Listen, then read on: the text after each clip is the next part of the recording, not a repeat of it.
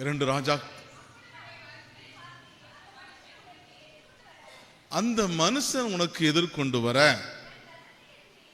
தன் ரதத்தில் இருந்து இறங்கி திரும்பின போது என் மனம் உன்னுடனே கூட சொல்லவில்லையா, நான் பணத்தை வாங்குகிறதற்கும்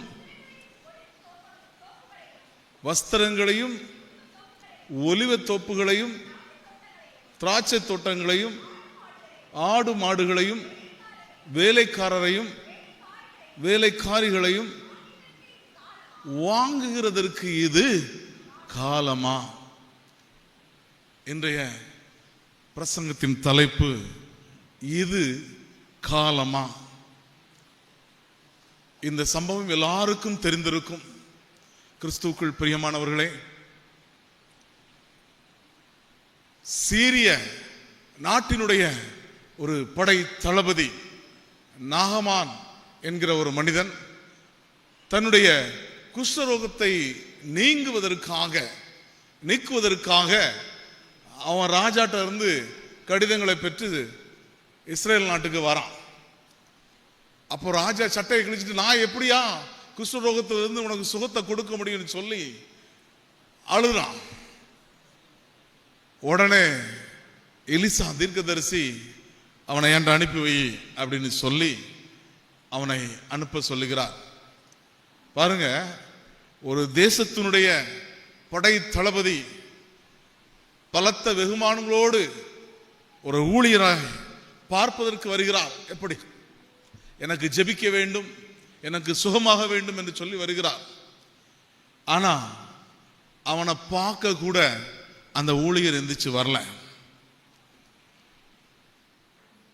இன்னைக்கு வசதி வாய்ப்புகளை கண்டால் ஓடோடி போய் வரவேற்கக்கூடிய அந்த மக்களுக்காக, அப்படிப்பட்ட ஊழியர்களுக்காக ஒரு அருமையான ஒரு சாட்சியாக அந்த இடத்துல எலிசா நின்று கொண்டிருக்கிறார். எந்திரிச்சு வரல. தன்னுடைய உதவியாள் கேஆர்சிட்ட சொல்லி, நீ அவன்கிட்ட போய் சொல்லு, நம்ம யோர்தான்ல போய் 7 தடவை ஸ்நானம் பண்ணிட்டு மூழ்கி ஸ்நானம் பண்ணிட்டு போய் சொல்லு அப்படின்ட்டார். அவனும் ரொம்ப கோவப்பட்டான். ஆனா அவனுக்கு எடுத்துரைத்து கேஆர்சி இல்ல, ஒரு பெரிய காரியத்தை சொல்லியிருந்தா நீ செஞ்சிருப்பீர், ஆனா இது ஒரு சின்ன காரியம் தானே, தேவனுடைய மனிதன் சொன்னதை கேளுங்கன்னு சொல்லி அனுப்பி அவன் 7 தடவை மூழ்கி சுகமான பிற்பாடு வருகிறான். எலிசாவை சந்திக்கிறான். ஆனா எலிசா எதையுமே அவனிடம் வாங்கவில்லை. அவனை திருப்பி அனுப்பிடுறான். அப்பொழுது நல்லா கேட்கணும், அந்த 17வது வசனத்தை படிங்க. அதே அதிகாரம் 17வது.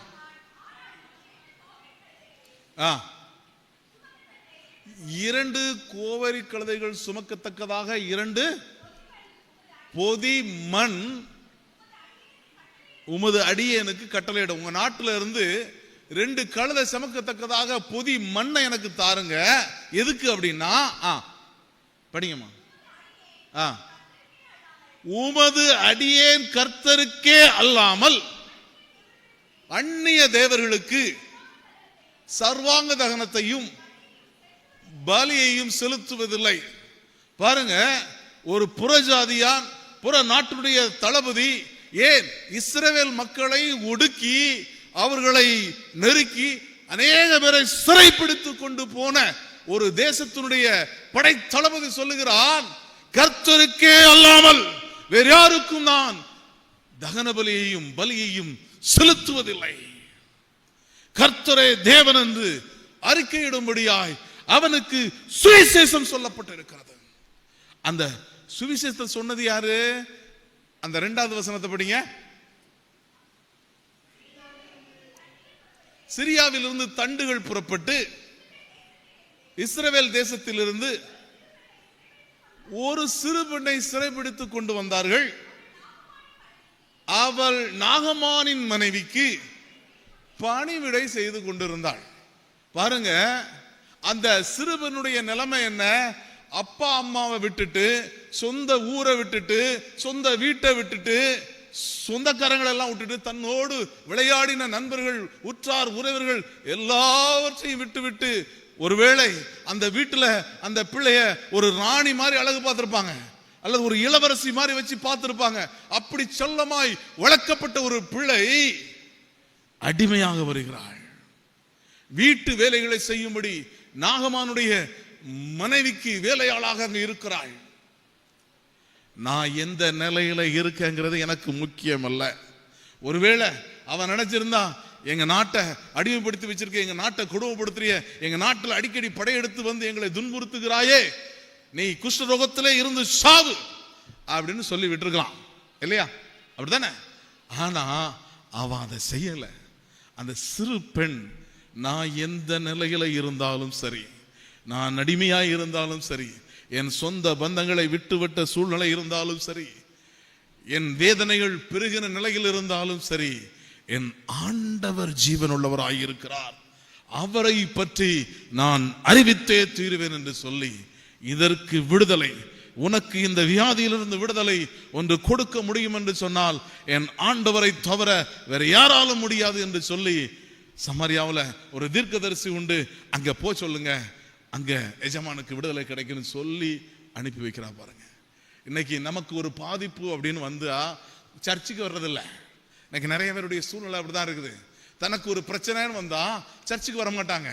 வீட்டில் ஏதாவது ஒரு போராட்டம் இருந்தா ஜெபம் பண்ண மாட்டாங்க, பைபிள் படிக்க மாட்டாங்க. ஏன்னா பிரச்சனை இருக்குது. நான் சொல்லுவேன், இந்த சிறு பெண்ணுக்கு வந்த பிரச்சனையை விடவா ஒரு பெரிய தலைபோற பிரச்சனை நமக்கு வந்து விட போகிறது? அந்த சூழ்நிலையிலையும் அந்த பெண்மணி ஆண்டவருக்காக ஊழியம் செய்தாள் என்றால், நாம் எவ்வளவு அதிகமாக தேவனுக்காக வைராக்கியமாய் செயல்பட வேண்டும். நம்முடைய செயல்பாடு எப்படி இருக்கிறது? இப்படி ஒரு சிறு பெண்ணால சுவிசேஷம் சொல்லப்பட்டு வந்து விடுதலை ஆயிட்டு அவன் போறான். அப்ப அவன்கிட்ட இருந்து எதையாவது வாங்கணும்னு சொல்லி அந்த உலக ஆசை இவனுடைய உடன் ஊழியக்காரனுக்கு பிடிச்சு இழுக்குது. அங்க சீரியாவில் உள்ள அந்த வஸ்திரத்தின் மேல, அவன் கொண்டு வந்த பொண்ணு மேல, அவன் கொண்டு வந்த அந்த வஸ்துகள் மேல ஒரு ஈர்ப்பு உண்டாகிறது. அதனால எலிசா வேண்டாம் என்று சொல்லியும் இவன் ஓடோடி அவன் பின்னாடி போய் சில காரியங்களை கேட்டு வாங்குகிறான். அதற்காகத்தான் எலிசா அந்த வார்த்தையை சொல்லுகிறார், நீ போனல்ல, அவன் திரும்பி வந்தான்ல, அப்ப என் மனம் உன்னோடு கூட பேசலையா? இன்னைக்கு நிறைய பேர்கிட்ட கர்த்தருடைய ஆவியானவர் பேசுகிறார், நீ இதை செய் மகளே, நீ இதை செய்யாதே மகளே, இதை நீ செய்ய வேண்டாம், இது உனக்கு அவசியமில்லை என்று சொல்லி பேசியும் மீறி போய் துணிந்து போய் அந்த பாவத்தை செய்கிறது. வேண்டாம் என்று தடுத்தும் மீறி செய்கிறது. இன்னைக்கு நிறைய பிள்ளைகளுடைய வாழ்க்கையில் அப்படிதான் இருக்கு, நிறைய பசங்களுடைய வாழ்க்கையில் அப்படிதான் இருக்கு.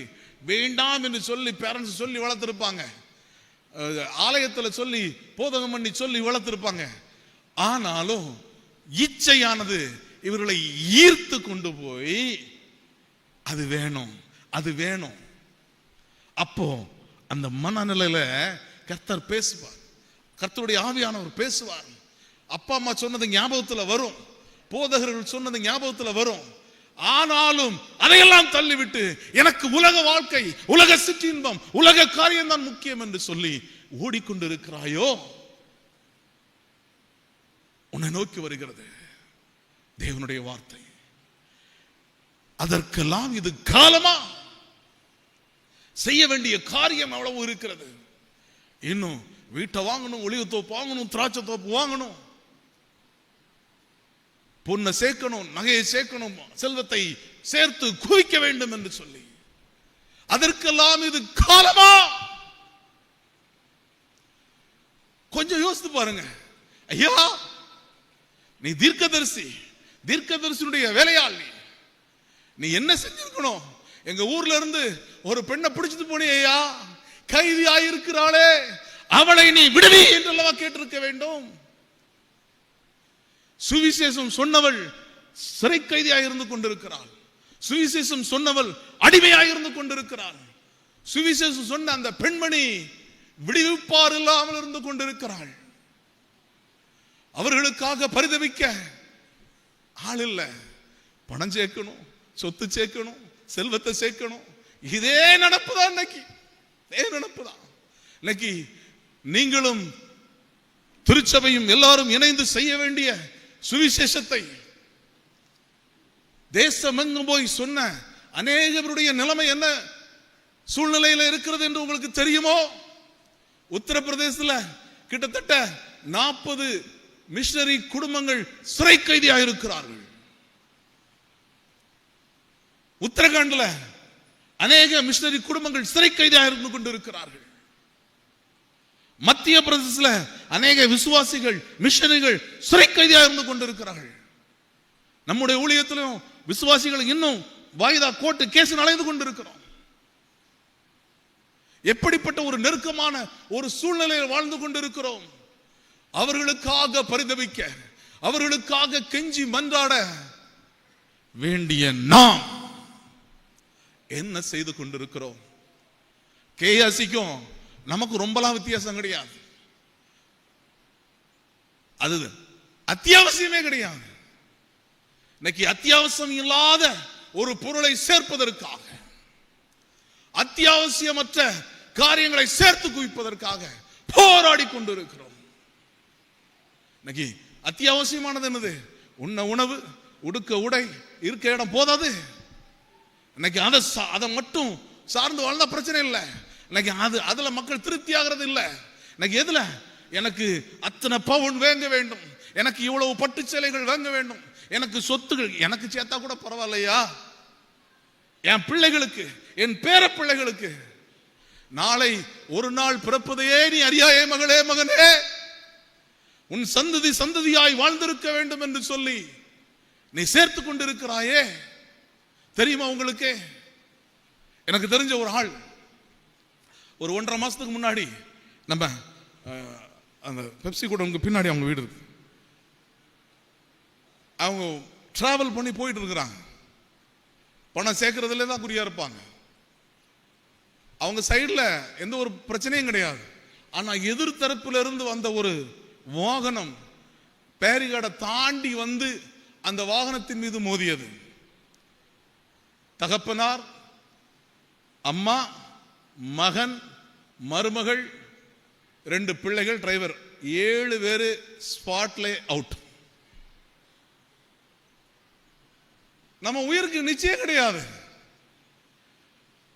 சொந்த வீடு சேர்க்கணும், சொந்தமா பணம் சேர்க்கணும், சொந்தமா நகை வாங்கணும், சொந்தம். நான் கேட்கிறேன், நீ விடுற மூச்சு உனக்கு சொந்தமானதா? யாராவது சொல்ல முடியுமா? என் உயிர் எனக்கு சொந்தமானதுன்னு சொல்ல முடியுமா? முடியாத. உங்ககிட்ட சொல்லாமே அது 2 பேரும், அது உங்களுக்கு சொந்தமானது கிடையாது. அது கர்த்தருடையது. இந்த உடலே அது நமக்கு சொந்தமானது கிடையாது. நாம இருக்கிற பூமி அது நிரந்தரமானது கிடையாது. வேதத்தை சுமக்கிற நாம் இந்த பூமி நிரந்தரம் நினைச்சிட்டு இருந்தோம்னா நம்மள மாறி ஒரு பெரிய அறிவியல்கள் யாரா இருக்க முடியாது. என்ன, இந்த பூதலங்கள் எல்லாம் வெந்துருகி சாம்பலாய் போயிடும். அப்போ நாம விடுற மூச்சு நமக்கு சொந்தமானது கிடையாது, நம்முடைய உடல் நமக்கு சொந்தமானது கிடையாது, இந்த பூமி நிரந்தரமானது கிடையாது. அப்ப நிரந்தரமானது சொந்தமானது எங்க இருக்குதே? சொல்லுங்க, எங்க இருக்குதே? சொல்லுங்க. என் சொந்த தேசம் பரலோகமே. பாடலாம் ஒரே ஒரு கவி. என் சொந்த தேசம் பரலோகமே, எப்போது நான் காண்பே. என் சொந்த தேசம் பரலோகமே, எப்போது நான் காண்பே. ஏங்குகிறேன் தினமோ, நான் ஏங்குகிறேன் தினமோ. தானானா தனனா தானானா தானானா தனனா தானானா. பரலோகந்தா என் பேச்சு, பரிசுத்தந்தா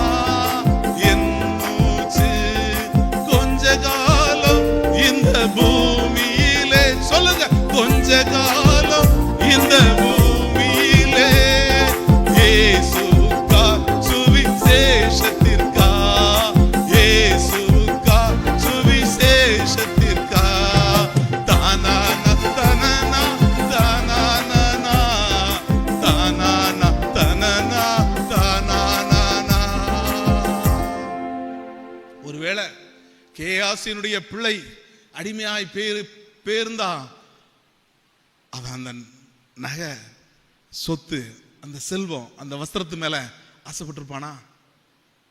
இல்ல கேட்டிருப்பான், என் பிள்ளை எப்படியாவது இன்னைக்கு உங்க பிள்ளைகளாக இல்லையா? திருச்சபையில தாய்மார்கள் கூடி ஜெபம் பண்றோம், தந்தைமார் ஐக்கியத்தினர் கூடி ஜெபம் பண்றோம், வாலிபர் ஐக்கியத்தினர் கூடி ஜெபம் பண்றோம். ஆண்டவரே, எங்கள் தேசம் எங்கும் ஊழியத்தை செய்கிற எங்களுடைய மிஷனரிகளுக்காக என்று சொல்லி ஜெபிக்கிறோம் இல்லையா? உங்களுடைய பிள்ளைகளாய் நாங்கள் அருங்க இருந்து ஊழியத்தை செய்து கொண்டிருக்கிறோம். அவ்வளவு போராட்டங்கள், பிரச்சனைகள், பாடுகளை சகித்துக் கொண்டிருக்கிறோம். எங்களுடைய விடுதலைக்காக எவ்வளவு நேரம் நீங்கள் போராடுகிறீர்கள், அதற்காக எவ்வளவு செயல்படுகிறீர்கள். இன்னும் நமக்கு தேவை நம்முடைய சுகபோகமான ஒரு வாழ்க்கை. அந்த உணர்வு வரமாட்டுக்க. நம்ம பிள்ளைங்க அங்க போய் நிக்காங்க, உணர்வு வரமாட்டுக்க. நம்ம ஊழியர்களை பிடிச்சி உள்ள வச்சிருக்காங்க, நம்ம பிள்ளைகள், நம்ம திருச்சபையின் பிள்ளைகளை பிடிச்சி ஜெயில வச்சிருக்கிறாங்க. அந்த நினைப்பு வரமாட்டுக்க. அப்படி நினைப்பு வந்தா நாம வேற எதையுமே யோசிக்க மாட்டோமே. இன்னைக்கு சத்துருவானவன் நயவஞ்சமாக கிறிஸ்தவ வாழ்க்கையில பயங்கரமான ஒரு பெரிய தவறை உண்டாக்கி கொண்டு இருக்கிறான்.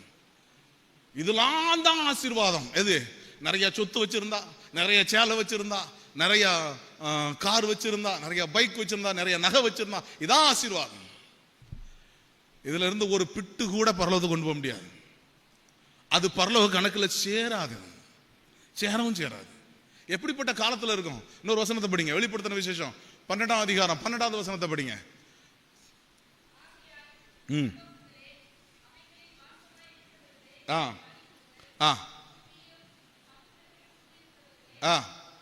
ஐயோ, பூமியிலும் சமுத்திரத்திலும் குடியிருக்கிறவர்களே ஐயோ. அப்படின்னா பூமியில உள்ள மக்களே உங்களுக்கு ஐயோ. ஏன்? படிங்கம்மா. பிசாசானவன்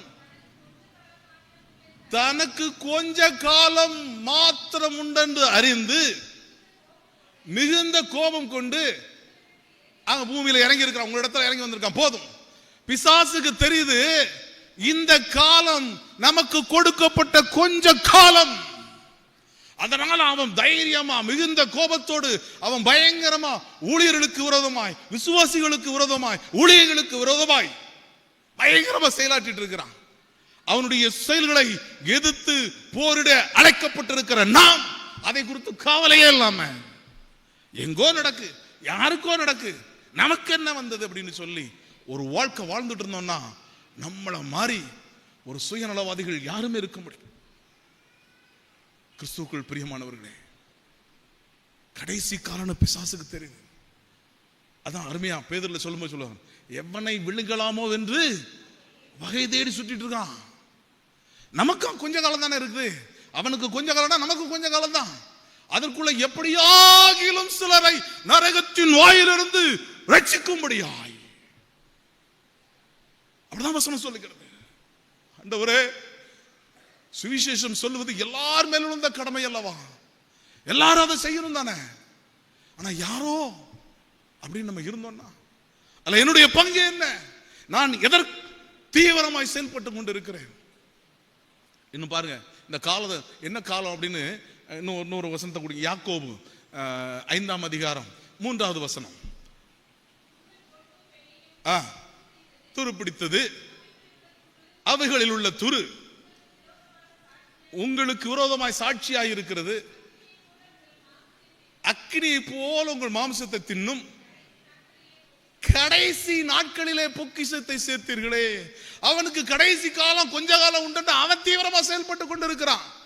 ஆனா இது காலமா, இது கடைசி காலம் அல்லவா?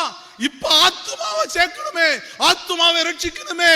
இந்த எண்ணம் இல்லாம எனக்கு, என் பிள்ளைகளுக்கு, பேர பிள்ளைகளுக்கு, சந்ததி சந்தியா என்று பொக்கிஷத்தை சேர்த்து கொண்டு இருக்கோம் என்று சொன்னால் வேதம் நம்மளை குறித்து ஒரு கேள்வி கேட்கும். என்ன செஞ்சிட்டு இருக்க? இதற்கெல்லாம் இது காலமா?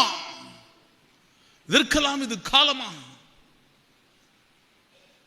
இன்னும் 3 வசனம் மட்டும் படிச்சிடலாம், நேரம் ஆயிடுச்சு. மத்தேயு 6ஆம் அதிகாரம் 21ஆம் வசனத்தை படிங்க.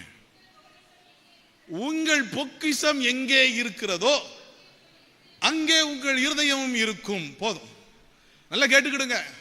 இங்க பூமியில பொக்கிஷத்தை சேர்த்து வச்சா உங்க இருதயம் பூரா பூமியிலே தான் இருக்கும், பூமியிலே தான் இருக்கும். ஆனா பாடுறது மட்டும் என் சொந்த தேசம் பரலோகமே, பயங்கரமா பாடுவோம். பரலோகம் தான் என் பேச்சு, பரலோகம் தான் என் மூச்சு. செய்தது பூரா பூமியில, செய்தது பூரா பூமிக்குரிய வேலை, சேர்க்கிறது பூரா பூமியில செல்வத்தை. ஆண்டவர் தெளிவா சொல்லி இருக்கிறாருமா, உங்க பொக்கிஷத்தை இங்க சேர்த்து வைக்காத, அப்படித்தானே சொல்லியிருக்காரு. 19ஆம் வசனம் படிங்க. இயேசு சொல்லியிருக்காரு, நான் சொல்ல, பூமியிலே உங்கள் பொக்கிஷங்களை சேர்த்து வைக்காதங்க அப்படின்னு இயேசு சொல்லியிருக்காரு. இயேசு சொன்னதை எத்தனை பேர் கேட்டு பூமியில பொக்கிஷத்தை சேர்த்து வைக்காம இருக்கும்? பேசிக் இருக்கட்டும், அது தப்பே கிடையாது, அது ஆண்டவர் சொல்லியிருக்கிறார். உன்ன உடுக்க இருக்க போதும், அது கூட இல்லாம தான் இயேசு இருந்தார், அது வேற விஷயம். இன்னைக்கு இதை செய்யக்கூடிய ஊழியர்களே பங்களாவா கட்டி வச்சுட்டு இருக்காங்க, அது வேற விஷயம். அதுக்கு நம்ம மக்கள் எழுதி கொடுப்பாங்க, அது வேற விஷயம். அவங்களுக்கு தேவை பூமியில் உள்ள ஆசீர்வாதம், பூமியில செழிப்பா இருக்கணும், பூமியில இருந்துட்டு பூமியில இருக்க வேண்டியதான். இயேசு சொல்லி இருக்கிறாரு, உன் இதயம் பூமியில இருக்கண்டாம்பா, பரலோகத்தில் இருக்கட்டும். ஆனா பாடும்போது என் பரலோகம் தான் என் பேச்சு, என் மூச்சு, என் உயிர் எல்லாமே பரலோகம் தான், என் சொந்த தேசம் பரலோகம் தான். சொந்த தேசத்துக்கு என்ன செஞ்சுட்ட? ரொம்ப வருஷத்துக்கு முன்னாடி, அல்ல கேட்டுக்கிடுங்கம்மா, ரொம்ப வருஷத்துக்கு முன்னாடி வள்ளியூர் அப்படின்னு ஒரு ஊர் இருக்கு, அங்கே தான் நான் படித்தேன். எங்கள் அப்பாவுக்கு வேலை அங்கே தான். அப்போ எங்கள் வீட்டில் நல்ல வசதி வாய்ப்புகளோடு இருந்தோம். இப்போ ஆண்டோடைய கிருபை நல்லா வச்சுருக்காங்க. அப்போ நான் ஆண்டவரை அறியவில்லை. அப்போ அந்த பஸ் ஸ்டாண்டுக்கு எதிர்த்தால ஒரு செண்டு இடம் 3000 ரூபா. நான் அப்போ 8ஆம் வகுப்பு படிச்சுட்டு இருந்தேன், புது பஸ் ஸ்டாண்டுக்கு எதிர்த்தால. அப்போ எங்கள் அம்மா வந்து எங்கள் அப்பாட்ட சண்டை போடுறாங்க, எப்படியாவது ஒரு 10 செண்டை வாங்கி போடுங்க அப்படின்னு. வீட்டில் ரூபா இருக்கு. எங்கள் அப்பா சொன்னாங்க, வனத்தில் மேஞ்சி இனத்துல அடையணும், இங்கெல்லாம் எடுக்கக்கூடாது அப்படின்னு சொல்லி எங்கள் ஊரில் ஒரு பெரிய வழங்காடை வாங்கி போட்டிருக்காங்க. அங்கே போய் நாங்கள் பார்க்கறது கூட கிடையாது. அதுக்கப்புறம் ஒரு நாளுக்கு அப்புறம் சொல்ல, அன்னைக்கு அம்மா சொன்னாடா, நான் வாங்கி போட்டிருந்தா எனக்கு நல்லபடியாக இருந்திருக்கோம், இன்னைக்கு அது கோடிக்கணக்கில் போய் கொண்டு இருக்கிறது அப்படின்னு. அதுக்கப்புறம் ஒரு ஆள் சொன்னாங்க. நான் என்ன சொல்றேன்னா, ஆட்களுடைய எண்ணங்கள் எப்படி இருக்குது? வனத்தில் மேயணும், சொந்த ஊர்ல போய் இருக்கணும். ஒரு சாதாரண இந்த பூமியில் வாழ் ஆண்டவரை அறியாத பிள்ளைகளே சொந்த ஊருக்கு போயிடணும், சொந்த நாட்டுக்கு போயிடணும் நினைக்கும் போது, நம்ம சொந்த ஊர் எது சொல்லுங்க சத்தமா? சொந்த ஊரு ஆமா, பரலோகத்துல தானே எல்லாம் சேர்த்து வைக்கணும். எத்தனை பேர் செய்தோம்? எல்லாம் சொல்லுதோம், செய்யறோமா? இயேசு சொல்லியிருக்கிறார், பூமியில உன் பொக்கிஷத்தை சேர்த்து வைக்காத. கண்டினியூ படிங்கம்மா. அங்க பூச்சியும் துருவும் கெடுத்து போடும், இங்க திருடர்கள் கண்டம் விட்டு திருடிடுவாங்க. நீ பேங்க்ல போட்டாலும் சரி, எங்க வச்சாலும் சரி, எப்படியாவது பிளான் பண்ணி திருடிடுவான். இன்னைக்கு அப்படி பணத்தை பறி கொடுத்த நிறைய கூட்டங்கள் இருக்கிறது. ஓடிபி சொல்லி ஏமாந்த கூட்டங்கள்லாம் நிறைய பேர் இருக்கிறாங்க. அவன் பிளான் பண்ணி திருடிடுவான். அதனால உன் பொக்கிஷத்தை எங்க சேர்த்து வைக்கணும்னு சொல்லியிருக்காரு. இங்க சேர்க்கட்டான்னு சொன்ன ஆண்டவர் எங்க சேர்க்கணும்னு சொல்லியிருக்காரு. அடுத்த வசனம் படிங்க. பரலோகத்திலே உங்கள் பொக்கிஷங்களை சேர்த்து வையுங்கள். அங்க பூச்சியும் கிடையாது, திருடரும் கிடையாது, துருவும் கிடையாது, ஒண்ணும் கிடையாது. பரலோகத்தில் பொக்கிஷத்தை சேர்த்து வை. எத்தனை பேரு பரலோகத்தில் சொத்தை சேர்த்து வச்சிருக்கோம் சொல்லுங்க? பரலோகத்தில் சொத்தை எத்தனை பேர் சேர்த்து வச்சிருக்கிறோம்? ஏழைக்கு இறங்குகிறவன் கர்த்தருக்கு கடன் கொடுக்கிறான். இன்னும் மத்தேயு 25, 34, 35 அதெல்லாம் எடுத்து படிச்சோம்னா, உங்களுக்கு நாங்க எப்ப ஆண்டவரே இதெல்லாம் செஞ்சோம்? அப்ப ஆண்டவர் சொல்றாரு, மிகவும் சிறியவர்களாகியவர்களுக்கு எவைகளை செய்தீர்களோ அது எனக்கே செய்தீர்கள். தேவனுடைய ராஜ்ய கட்டுமான பணிக்காக நீங்கள் எவ்வளவு பிரயாசப்படுகிறீர்களோ அது எல்லாம் அங்க சேரும். இன்னைக்கு பரலோகத்தில் சொத்து சேர்க்கதெல்லாம் அப்படியே முழங்கடிச்சு. அன்னைக்கு வந்த ஊழியர்கள், அன்னைக்கு வந்த மிஷனரிகள் அருமையா சொல்லி கொடுத்தாங்க. அன்னைக்கு அர்ப்பணிச்சு ஊழியத்துக்கு வாலிபர்களும் வாலிப பெண் பிள்ளைகளும் கடந்து போனாங்க. இன்னைக்கு வர ஊழியர்கள் பேசுறதை கேட்டு வாலிபரும் பெண் பிள்ளைகளும் ஆட்டம் போடுறாங்களே ஒழிய, ஆண்டவருக்காக, ஆண்டவரின் ராஜ்யத்தின் கட்டுமான பணிக்காக நான் வருகிறேன், எனக்கு ஜீவனை கொடுத்த தேவனுக்காக எதையாவது செய்ய நான் போறேன்னு சொல்லி போறதுக்கு இன்னைக்கு ஆள் இல்லை. ஆண்டவர் அங்கலாய்த்து கொண்டிருக்கிறார். நான் சொன்னது ஒண்ணு, என் பிள்ளைங்க செய்யறது ஒண்ணு. யோசித்து பாருங்க. இயேசு சொன்னதை செய்கிறோமா, இல்லை அதுக்கு விரோதமா செய்து கொண்டிருக்கிறோமா? வசனத்தின்படி வாழ்வோம், சகல ஆசீர்வாதத்தையும் பெற்றுக்கொள்வோம். ஏனென்றால் இந்த பூமி நிரந்தரமானது கிடையாது, நம்முடைய உயிர் நிரந்தரமானது கிடையாது. எதுவுமே நிரந்தரமானது ஒன்று உண்டு, அது தேவனுடைய ராஜ்யம். தேவனுடைய ராஜ்யத்திற்காக, அதனுடைய காரியங்களுக்காக அதிகமாய் பிரயாசப்படுவோம். அப்படிப்பட்ட நிரந்தரமான ஆசீர்வாதங்களை பெற்று நிலையாய் தேவனுக்கு சாட்சியாய் வாழ்வோம். ஆமென். நம்மையும் நம்முடைய காணிக்கைகளையும் ஆண்டவருடைய சமூகத்தில் படிக்கின்ற வண்ணமாக யாவரும் எழுந்து நின்று கீதங்களும் கீர்த்தனைகளும் 494வது பாடலை பாடுவோம்.